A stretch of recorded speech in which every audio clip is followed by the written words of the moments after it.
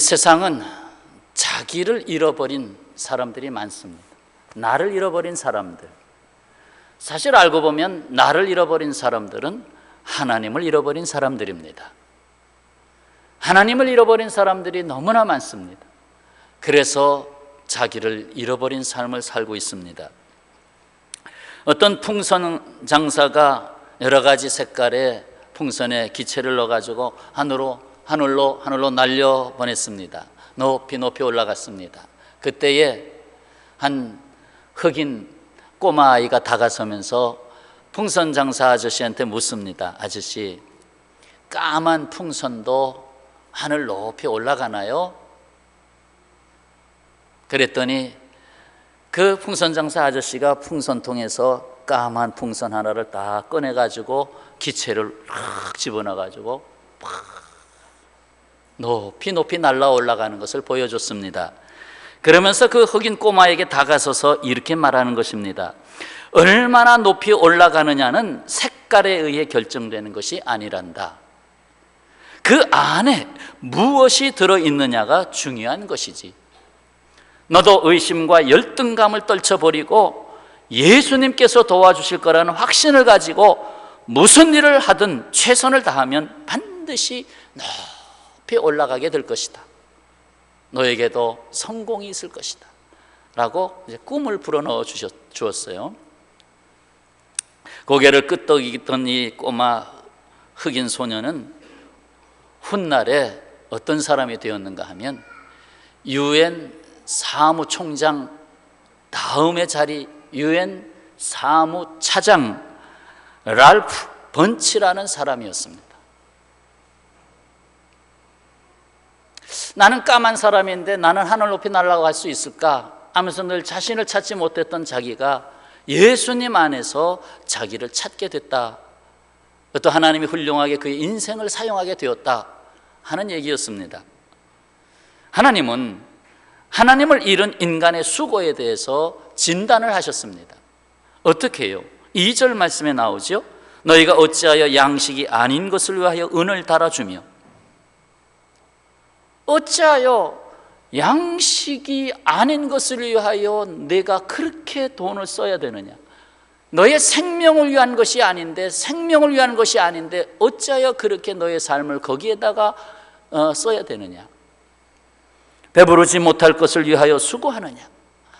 아무리 내가 밤낮 없이 수고했는데 결국은 또 배가 퍼지고 또 배고파지고 또 헛되고 그러지 않느냐? 하루는 예수께서 사마리아 수가라고 하는 마을에서 우물가에서 한 여인을 만나지 않습니까? 그 여인이 물을 길러 왔습니다. 자신의 생애에 아픔이 있는 여인이었습니다. 예수님은 그 여인에게 뭐라고 했죠?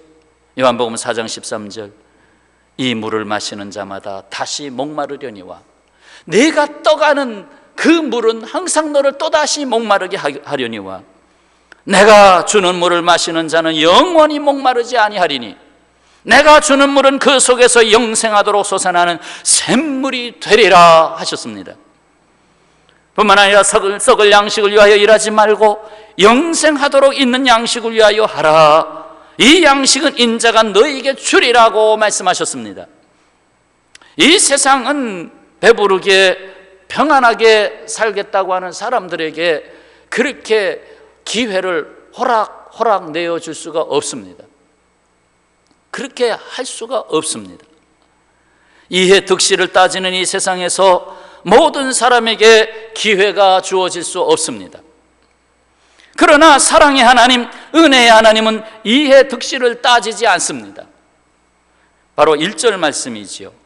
오호라 너희 모든 목마른 자들아 물로 나오라. 돈 없는 자도 오라. 너희는 와서 사 먹되 돈 없이 값 없이 와서 포도주와 젖을 사라. 하나님께서 오라고 초청한 사람들이 누굽니까? 이해 득실을 따지기 위해서 오라고 했습니까? 아니지 않습니까? 목마른 자는 내게로 와라. 힘이 없는 자는 나에게로 와라 라고 하셨습니다. 여기에 확실한 은혜가 있습니다. 바로 2절 하반절을 보십시오. 내게 듣고 들을지어다. 그리하면 너희가 무엇을 먹어요? 좋은 것을 먹을 것이며 너희 자신들이 무엇으로? 기름진 것으로, 보배죠, 보배, 기름진 것으로 뭘 얻으리라? 즐거움을 얻으리라. 주님이 우리에게 베푸신 은혜 속에 좋은 것, 기름진 것, 즐거움을 허락하셨습니다. 그러면서 3절 말씀 다 같이 봉독합시다. 3절, 너희는 귀를 기울이고 내게로 나와 들으라. 그리하면 너희 영혼이 살리라. 내가 너희에게 영원한 언약을 맺으리니 곧 다윗에게 허락한 확실한 은혜이니라. 아멘. 허락한 확실한 은혜. 한번 예배 담읍시다. 다 같이요. 허락한 확실한 은혜. 아멘. 허락한 확실한 은혜. 은혜를 우리에게 주셨는데 그 앞에 붙은 말, 이미 다윗을 그 증인으로 삼았는데 은혜를 주셨는데 허락해 놓은 은혜, 허락해 놓으신 은혜, 확실한 은혜를 우리에게 주셨습니다. 고백합시다. 이 은혜가 우리의 것입니다. 아멘. 자, 여기서 하나님은 다윗을 그 예로 들었습니다. 다윗은 이새의 8번째 아들이죠. 막내로 태어난 아들입니다. 사실 저도 막내로 태어났습니다마는 이제 형들이 다 위에서 다 챙기잖아요. 다 챙기고 막내는 내가 얼마나 하겠냐. 그래, 더군다나 아들이 8명이 있는 집에서 막내 아들은 있어도 그만, 없어도 그만, 그런 존재라고 볼 수 있습니다. 그래서 너에게까지는 기회가 오지 않을 것이다 라고 하는 형들의 묵계 아래에서 살 수밖에 없었던 다윗. 그래서 야, 오늘은 귀한 손님이 오신다, 오늘은 사무엘이라고 하는 선지자가 오신다, 귀한 손님이 오신, 다 들어오라고 했어. 막내 다윗, 너는 양을 지켜, 너는 안 들어와도 돼, 양을 지키고 있어 하면서 늘 뒷전으로 밀려났던 다윗. 그러나 하나님은 그에게 확실한 은혜를 허락하셨습니다. 그래서 4절 5절 어떤 은혜를 다윗에게 주셨습니까? 그 막내둥이, 야, 너는 없어도 돼 하는 그에게 오히려 하나님은 뭐라고 했습니까? 보라, 내가 그를 만민에게 증인으로 세웠고 만민의 인도자와 명령자로 삼았으니. 5절, 보라, 내가 알지 못하는 나라가 나라를 네가 부를 것이며 온 나라가 다윗에게 집중할 것이고 너를 알지 못하는 나라가 내게로 달려올 것은 여호와 내 하나님 곧 이스라엘의 거룩하신 이로 말미암음이니라. 누구로? 하나님으로 말미암아. 하나님이 원인이세요. 하나님이 나의 삶의 원인이셔요. 그러니까 하나님을 찾으면 나를 찾을 수 있는데 하나님을 잃으면 나를 잃게 되는 것입니다. 이는 그가 하나님이 너를 영화롭게 하였느니라. 영화롭게 하였느니라. 다시 요약해 보세요. 다윗은 만민 앞에 세움을 입은 자 됐어요. 만민의 인도자, 명령자가 되었어요. 영화로움을 입은 자가 됐어요. 그 다윗은 모든 나라를 불러들이는 자가 됐는데 결국 그것은 무엇을 의미합니까? 하나님의 나라를 이루는 일에 하나님은 다윗을 세웠다는 것입니다. 사랑하는 여러분, 하나님의 생각과 인간의 생각이 다릅니다. 자, 7절, 8절, 9절 혹 여러분들이 나 하나님 못 믿겠어, 내 생각하기 도무지 안 맞아 하면 이 말씀을 전도의 귀한 말씀으로 삼으십시오. 혹이라도 머리가 굵어진 여러분의 자녀들이 하나님 앞에 돌아오기를 꺼려할 때 이 말씀을 편지에 써가지고 사랑하는 아들아, 너는 하나님이 부르신다. 오늘 이 말씀이 너를 깊이 너에게 하나님의 생각을 주기를 원한다 하면서 전도 편지 좀 자녀들 혹은 가까운 이웃에게, 형제에게 보내보시길 바랍니다. 자, 7절, 악인은 그의 길을 불의한 자는 그의 생각을 버리고 여호와께 돌아오라. 그리하면 그가 긍휼히 여기시리라. 우리 하나님께로 돌아오라. 그가 너그럽게 용서하시리라. 이는 내 생각이 여호와 하나님의 생각이 너희의 생각과 뭐하며 다르며 내 길은 너희 길과 다름이니라. 여호와의 말씀이니라. 이는 하늘이 땅보다 높음같이 내 길은 너희의 길보다 높으며 내 생각은 너희의 생각보다 높음이니라. 그러므로 하나님은 인간의 생각을 버리고 여호와께 돌아오라고 말씀하십니다. 웹스터라고 하는 유명한 학자가 있습니다. 웹스터, 영영사전을 편찬해서 아주 유명해진 사람이죠. 그래서 웹스터 사전이라고 합니다. 영어를 사용하는 나라치고 이 사전을 써보지 않은 나라가 없습니다. 영어 공부를 하는 사람치고 이 사전을 펴보지 않은 사람이 없습니다. 요즘이야 다른 사전들도 많이 나왔고 디지털 사전들이 많이 나와서 그만큼 용도가 줄어들었지만 과거에는 이 사전이 없이 영어의 전문가가 된다는 것은 불가능했습니다. 아주 많은 어휘를 담고 있는 사전입니다. 이런 사전을 만들 만큼 해박한 지식을 갖고 있는 사람 웹스터. 그 웹스터 박사에게 하루는 한 사람이 물었습니다. 박사님, 당신같이 유식한 사람이, 정말 어떻게 보면 세상에서 가장 박식한 사람이라고 할 수 있는 당신이 이렇게 달나라로 로켓을 쏴서 보내는 이 현대 최첨단 시대 속에서 어떻게 수천 년 전 미개인들이나 믿던 그런 하나님을 믿을 수 있습니까? 수천 년 전에 믿던 하나님을 지금 당신이 그렇게 해박한 당신이 하나님을 믿을 수 있습니까? 도대체 당신은 하나님이란 분이 이해가 됩니까? 그때 박사는 빙그레 웃으면서 이렇게 답했다고 합니다. 나도 하나님이란 분이 잘 이해가 안 될 때가 많습니다. 그러나 내 좁은 이 머리로 이해가 잘 안 되는 그런 분이기 때문에 나는 하나님을 믿습니다. 만일 내 이 좁은 소견으로도 그렇게 쉽게 하나님은 이렇고 이런 분이다라고 한다면 나는 그런 하나님을 믿지 않겠습니다. 차라리 내 머리를 믿지요.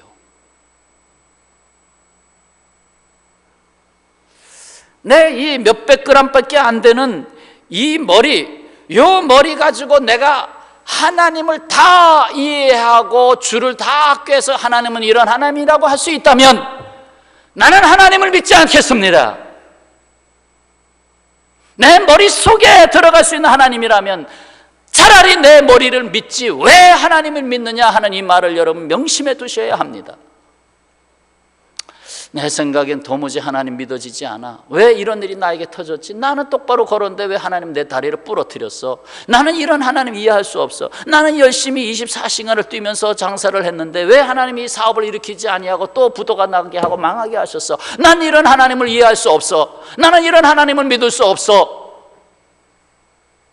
하나님, 나는 그 사람하고 지금 살고 있는데 그 사람 안 만났으면 좋았을 것을, 그 사람하고 살면서 내 일생 망가졌어요. 하나님, 난 그런 하나님 난 알 수가 없어요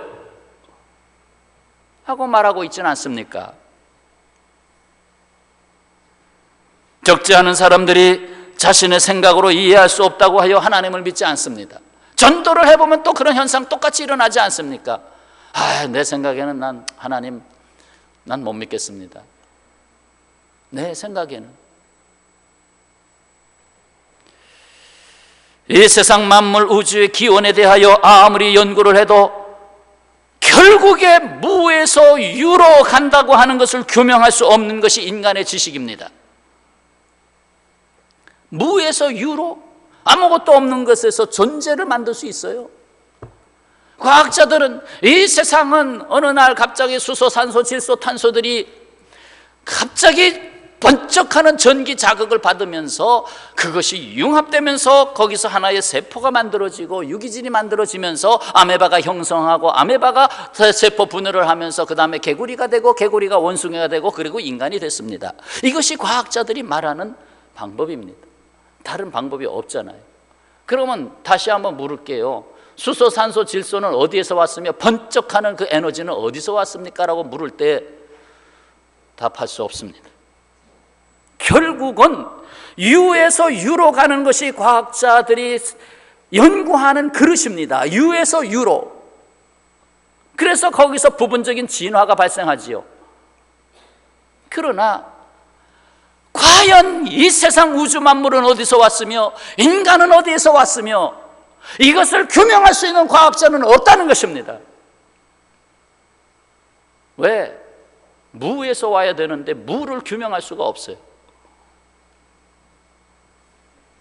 그러나 성경은 말합니다. 나는 스스로 있는 자 아니라 그것이 하나님이십니다. 여러분, 누가 본다고 말합니까? 내 눈으로 봐야 믿어. 그러면 적외선 자외선을 볼 수 있습니까? 못 봅니다.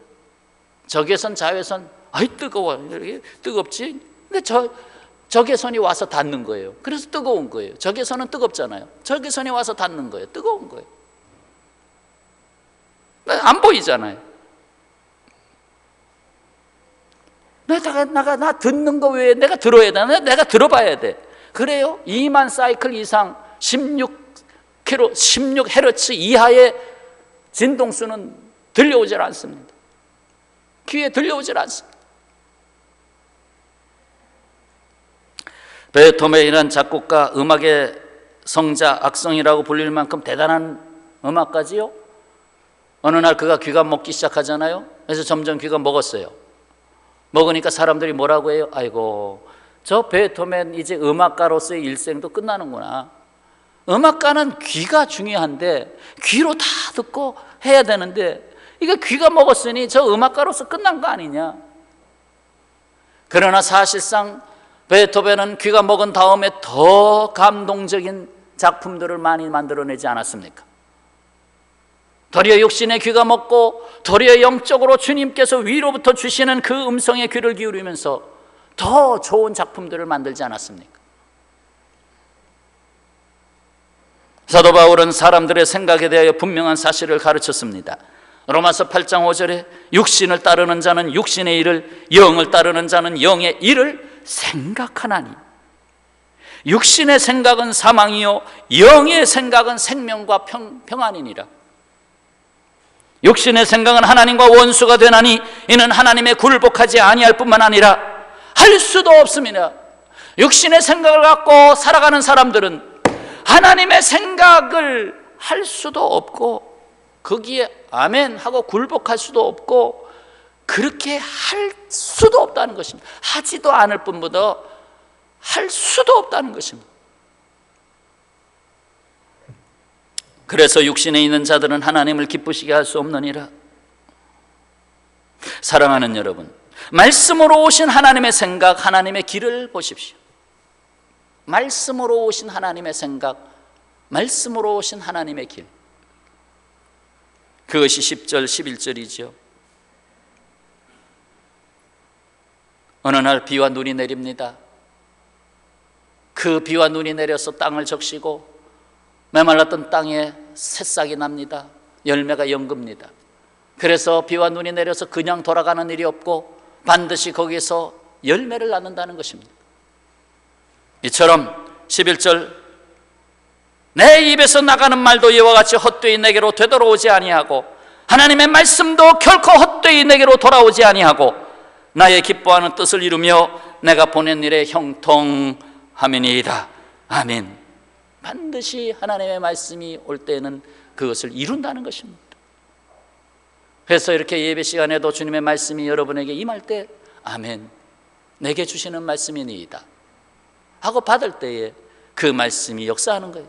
내가 역사하는 게 아니라 주여 그 말씀대로 되어지이다. 말씀대로 되어지이다. 말씀으로 창조하신 하나님, 말씀으로 오신 예수 그리스도, 이제도 오늘의 말씀으로 선포하고 계시는 오늘의 말씀, 하나님은 말씀하십니다. 귀 있는 자는 들으라. 귀 있는 자는 들으라. 유명한 화가 밀레의 부모는 프랑스 노르망디의 가난한 농부였습니다. 그래서 밀레는 낮에는 밭에 나가 부모를 도와 일했고 밤에는 그림을 그렸습니다. 그는 언제나 소리가 나는 그림을 꿈꿔왔습니다. 소리가 나는 그림? 그러던 어느 날 해질녘에 부부가 일손을 멈추고 밭에서 두 손을 모아 기도하는 모습을 그리게 됐습니다. 지평선 위에 교회당 종각이 보이고 은은한 종소리가 들리는 듯한 그림입니다. 바로 만종, 너무나 유명한 만종. 저것을 만들었을 때 뒷얘기 잠깐 할게요. 저 부부 가운데에 감자 바구니가 놓여 있습니다. 그래서 참 농사를 져도 감자밖에 거둘지 못하는 그런 가난한 농부의 가정을 표현했죠. 근데 사실 그 비화는 뭐냐 하면 저것의 원작은 본래 밀레가 저것을 세상에 내놓기 전에는 저 감자 바구니가 아니고 자기 자식을 누인 관이었다는 것입니다. 자기 자식을 누인 관이었다. 너무 가난하고 먹을 것 없고 아마 소작을 했는지 모르겠습니다. 너무 힘들고 어렵고 자식을 제대로 먹여 살리지 못하고 죽었어요.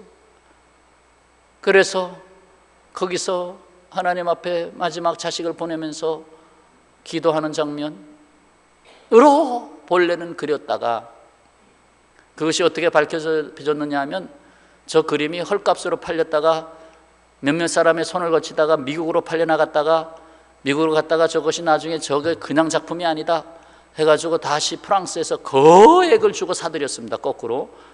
그래가지고 프랑스 지금 루브르 박물관에 있는 것으로 알고 있는데, 근데 그 박물관에서 이제 과학적인 방법으로 저걸 투시를 했는데 바구니 저 뒤에 안쪽으로 관이 그려져 있다는 것을 보게 됩니다.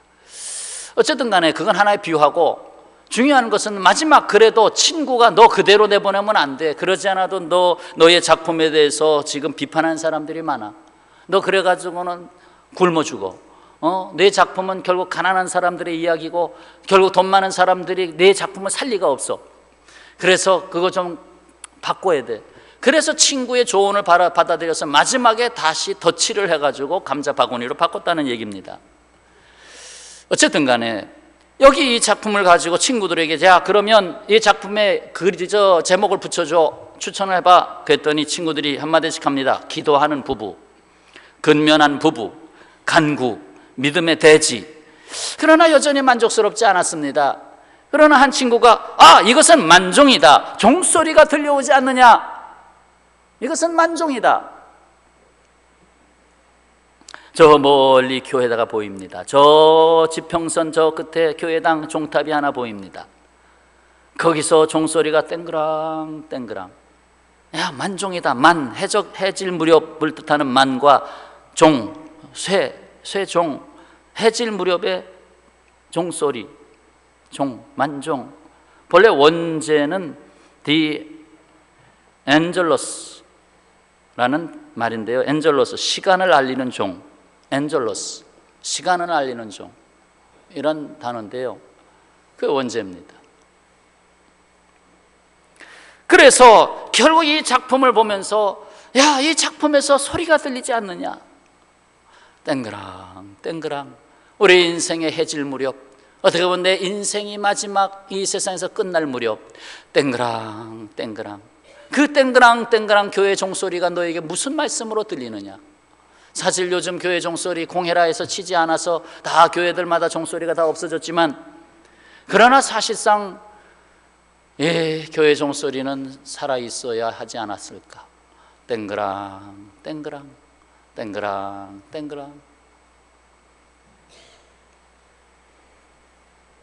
그래서 결국 이 그림에서 들려오는 음성이 뭡니까? 귀 있는 자는 들어라. 너의 인생의 자리에서 귀 있는 자는 하늘의 음성을 들어라. 하던 일을 마침 멈추고 주여, 주님 앞에 몸과 마음을 모을 때 주여 내게 말씀하시옵소서. 땡그랑 땡그랑. 밀레가 파리로 그림 공부를 하러 갔을 때 그의 어머니가 그에게 한 가지 당부를 했습니다. 내가 화가이기 전에 그리스도인이라는 것을 잊지 말아라. 너는 그리스도인이라는 것을 잊지 말아라. 주님을 잃어버린 화가가 되는 것보다 주님을 잃어버리면 돈벌이 할 수 있는 그림 많이 그릴 수 있잖아요. 얼마나 많이 그릴 수 있어요. 돈이 되는 그림. 그러나 그리스도를 잃어버린 화가가 되지 마라. 차라리 그렇다면 죽는 것을 보는 것이 더 낫다. 그렇습니다. 우리는 하나님께서 영원한 언약 안에서 허락하신 확실한 은혜 안에의 삶을 살고 있습니다. 내가 사는 것이 아닙니다. 나를 지으신 하나님, 나를 이 세상에 보내셔서 나와 동행하신 하나님. 그래서 3절 말씀을 다 같이 봉독하도록 하겠습니다. 다 같이요. 내가 너희를 위하여 영원한 언약을 맺으리니 곧 다윗에게 허락한 확실한 은혜니라. 아멘. 당연히 하나님이 지으신 인생일진데, 당연히 하나님이 나를 이 세상에 보내주신 인생일진데, 약속 있는 이 말씀 안에 항상 머물러 계시기를 바랍니다. 나아가 우리의 가족, 이웃, 그리고 땅끝까지 이 말씀을 듣도록 해야 합니다. 그러므로 하나님이 허락하신 그 확실한 은혜의 삶을 누리도록 하는 것이 우리가 해야 할 궁극적 사명이 아니겠습니까? 미국의 필라델피아 출생 존 워나메이커, 그는 서점 점원으로부터 시작했습니다. 크게 성공한 신앙인인데 미국의 최신부 장관을 했고, 교육사업, 위생사업, 사회사업에도 힘썼고, 주일학교를 창설하고 YMCA를 창설하는 등 선교사업에도 매우 힘썼습니다. 그가 선교비가 어떻게 쓰이고 있나 궁금해서 중국을 방문합니다. 거기에 아름다운 예배당이 세워져 있는 것을 보고 감격했습니다. 때마침 시골길을 가다가 밭을 가는 농부를 봅니다. 그런데 그 밭을 가는데 그 쟁기를 끌고 가는 소가 보입니다. 그런데 그 소 오른쪽에 또 다른 소가 있어야 되는데 소가 아니라 젊은 청년이 거기에서 쟁기를 끌고 있습니다. 소하고 청년 사람이 같이 쟁기를 끌고 그 뒤에서는 아버지 농부가 그 쟁기를 붙잡고 이리야 이리야 하면서 가고 있는 것입니다. 그래서 이 워나메이커가 그 장면을 보고 너무 이상했습니다. 어쩌면 저렇게 할 수 있을까? 어떻게 소하고 사람하고 같이 쟁기를 끌게 할까? 저 청년이 얼마나 힘들까? 그래서 물었어요. 여보시오, 왜 사람이 소와 함께 밭을 갈게 합니까? 그 청년이 어찌 견딜 수 있겠소? 농부가 대답합니다. 저 청년은 내 아들입니다. 내 아들은 예수님을 잘 믿는 주일학교 교사입니다. 작년에 저기 보이는 예배당을 건축할 때 2마리 소 중에 1마리를 팔아서 예배당에 건축 헌금을 하고 자신이 소를 대신해 밭을 갈기로 약속을 했답니다. 바칠 것은 없고 소 2마리밖에 없는데 그 중에 1마리를 바치면, 그러면 1마리 소가 물론 끌 수도 있겠지만 이 청년이 아들이 아버지한테 약속하길, 아버님 이 소를 바칩시다. 그 대신 제가 소를 대신해서 쟁기를 끌을게요. 이 이야기를 들은 워너메이커는 너무나 감동을 받고는 이 청년을 그대로 여기에 둘 수가 없겠다. 이 청년은 여기서 밭을 가는 청년이 아니다. 이 청년은 모든 사람의 마음의 밭을 갈아야 되겠다. 그래서 이 청년을 데리고 미국으로 들어갑니다. 들어가서 신학 공부를 시키고 결국 목사가 됩니다. 그리고 다시 중국으로 들어갑니다. 그래서 중국의 중국 복음화의 기수가 된 성문삼 목사가 됐습니다. 성삼문이 아니고요, 성문삼 목사가 됐습니다. 참으로 그는 말씀을 따라 살다가 말씀의 종이 됐습니다. 그렇습니다. 말씀으로 오시는 하나님과 동행하시기 바랍니다. 말씀을 따라가는 길에는 헛됨이 없습니다. 거기에는 하나님의 기뻐하시는 뜻을 이루게 됩니다. 허락하신 확실한 은혜의 삶이 거기에 있습니다. 추석을 통해서 많은 가족들을 돌아보셨겠지만 도토리 키재기 아닙니까? 누구는 조금 더 잘 살고, 누구는 조금 못 살고, 누구는 조금 더 큰 집에서 살고, 누구는 조금 작은 집에서 살고, 그 차이 아닙니까? 정말 중요한 가치관의 차이는 무엇입니까? 누가 행복하다고 말할 수 있겠습니까? 정말 행복은 어디에서 오는 것입니까? 나의 삶이 은혜로 된 삶이다. 나의 삶은 확신 속에서 살아가는 삶이다. 나의 삶은 영원한 하나님의 약속 가운데 있는 삶이다.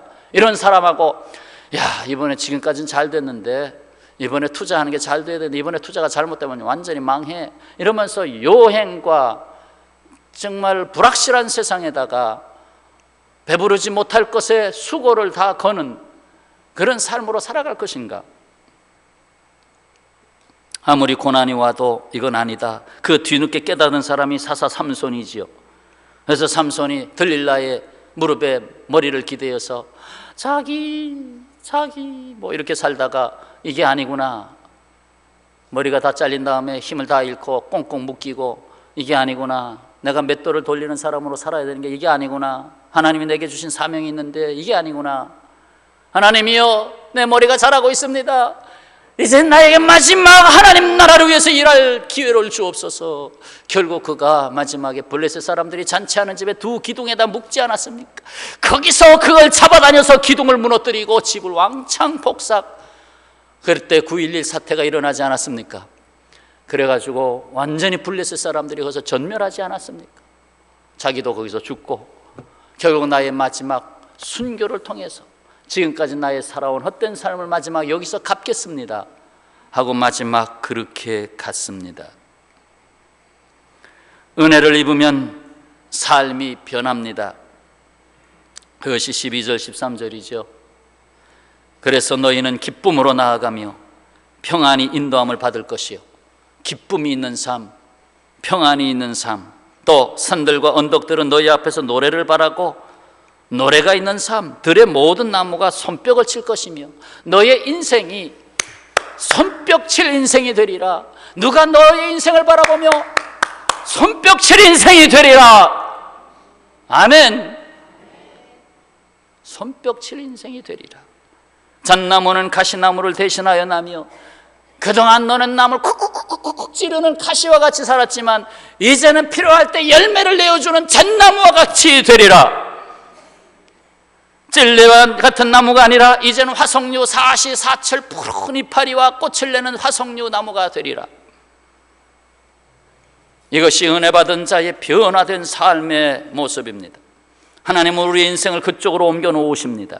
사랑하는 여러분, 세상에서 가장 중요한 기회는 다름 아닌 여호와 하나님을 만나는 기회입니다.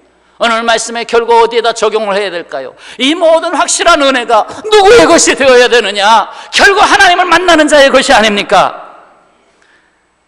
그래서 6절 말씀 다 같이 읽겠습니다. 6절 말씀, 너희는 여호와를 만날 만한 때에 찾으라. 가까이 계실 때에 그를 부르라. 아멘. 만날 만한 기회에 찾으라. 가까이 계신 그 기회에 그를 부르라. 그래서 고린도 후서 6장 2절에 내가 은혜 베풀 때에 너에게 듣고 구원의 날에 너를 도왔다 하셨으니 보라 지금은 은혜 받을 만한 때요, 보라 지금은 구원의 날이로다. 아로이 토리 목사가 영국의 브라이턴이라고 하는 곳에서 집회를 할 때였습니다. 집회를 돕던 한 사람이 식당에서 저녁을 먹는데 웨이터를 보니 얼굴이 침울해 보입니다. 어쩐지 전도하고 싶었습니다. 그러나 밥 먹으러 왔으면 식사를 끝내고 가면 그만이지, 그러면서 미루었습니다. 실은 부끄러운 마음 때문에 못한 거였죠. 저녁 집회에서 은혜를 받고 나니 어제 저녁에 그 식당 웨이터가 생각납니다.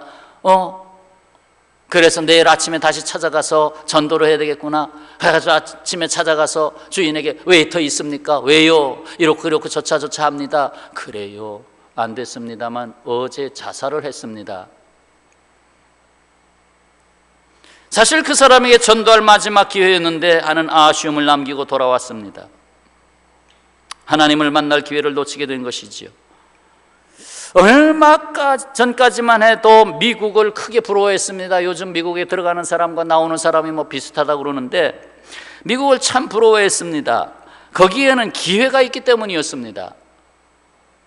미국이란 나라는 기회가 있는 나라다. 이 땅에서는 보다 확실한 기회를 잡기 힘드니 미국에 가서 그 기회를 잡아보자 했던 것입니다. 이는 미국이 잘 살기도 했지만 그보다 기회가 많았기 때문에 그렇습니다. 남녀의 구별이나 학력이나 나이에 상관없이 기회가 고르게 주어졌기 때문이지요. 그런데 이 기회는 그냥 오는 것이 아니라 누군가에 의해 만들어졌습니다. 가난한 학생이 미국 유학을 갈 수 있었던 것은 학교를 세워주는 사람이 있었습니다. 장학금을 내놓는 사람들이 있었습니다. 그래서 미국은 기회가 많은 나라라고 말하기 이전에 오히려 기회를 만드는 사람이 많은 나라라고 또한 부르게 됐습니다. 기회가 많은 나라, 기회를 얻을 수 있는 나라. 근데 그거보다도 더 아름다운 부름, 미국에는 기회를 만드는 사람이 많은 나라라고 불렀던 것입니다. 사랑하는 여러분, 허락받은 확실한 은혜는 누구에게 주신 것입니까? 나의 나 된 것은 하나님의 은혜로 된 것임을 아는 자의 것 아닙니까? 영원한 언약의 말씀을 떠난 삶은 기약이 없는 헛된 삶으로 가는 것을 아는 자의 것이 아닙니까? 내 생각과 다른 하나님의 생각에 항상 귀를 기울이는 자의 것이 아닙니까? 내 길과 다른 하나님의 길을 찾아 구하는 자의 것이 아닙니까? 그렇습니까? 그렇다면 이 허락받은 확실한 은혜는 바로 여러분의 것입니다. 그리고 여러분이 통로가 되어 하나님께로 돌아오는 바로 그 사람의 것입니다. 여러분이 그 사람에게 기회가 되어서 바로 그 말입니다. 하나님은 나에게 기회를 주셨습니다. 은혜 받을 만한 기회를 주셨고, 그리스도인이 될 기회를 주셨고, 천국 백성이 될 기회를 주셨고, 하나님 나라를 위해서 내가 내 생명 다 바쳐도 아깝지 않은 삶의 의미를 주셨고, 결코 이 불안한 세상 속에서 불안하지 아니하고 모든 불안을 떨쳐버리고 확신에 찬 인생을 살아갈 수 있게 해주신, 나에게 새로운 삶의 기회를 주신 하나님, 이제는 나는 나로 말미암아 다른 사람에게 기회를 주는 삶이 되어야 할 것입니다.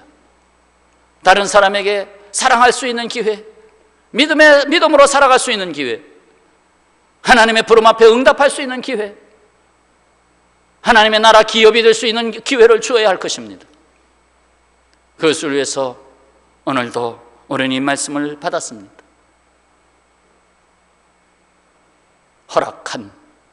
허락한 확실한 하나님의 은혜, 이 은혜가 저와 여러분 그리고 그 은혜를 받아야 할 그들의 것임을 믿고 일어나시기를 바랍니다. 기도하겠습니다.